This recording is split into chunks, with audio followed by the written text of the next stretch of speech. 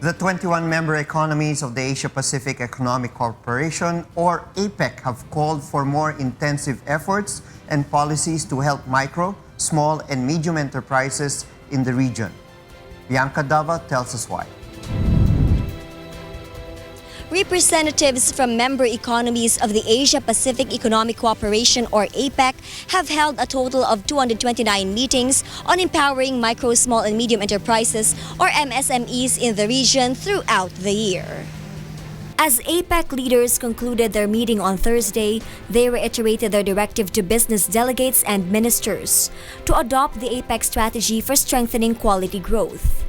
The framework was based on actions laid out in the Philippine-initiated Boracay Action Agenda to globalize MSMEs.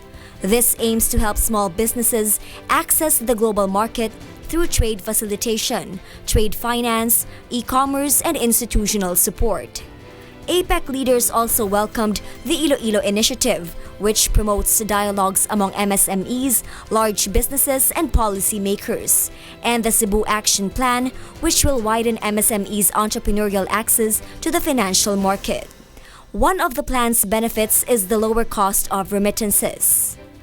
President Benigno Aquino III said in his APEC Economic Leaders Meeting declaration that leaders also support the creation of the APEC MSME marketplace to provide opportunities for businesses, as well as strengthening the collaboration of public and private organizations. This is a framework that will guide us in undertaking robust, comprehensive, and ambitious structural reforms over the next 5 years.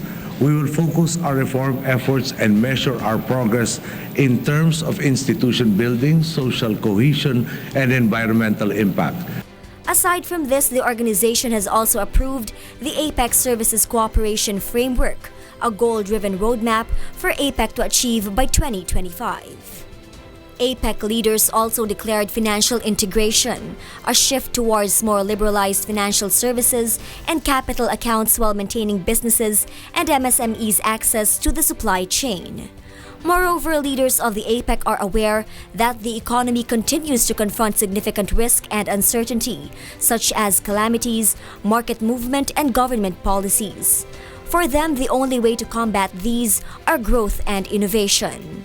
To make the most of this gathering, the Philippines, for its part, took the opportunity to meet with leaders of economies as well as leaders in the private sector who had gathered here in Manila.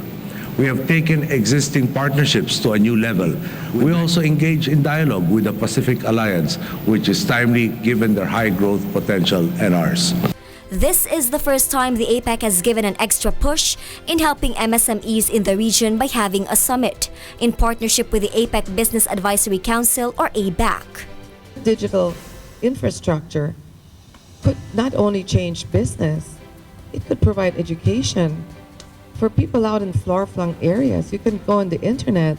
You could get a master's degree if you want over the internet. It could be the greatest equalizer that we can do. It is so important for us to have totally a digital infrastructure as a key priority. MSMEs are considered the engine of growth and innovation of the APEC.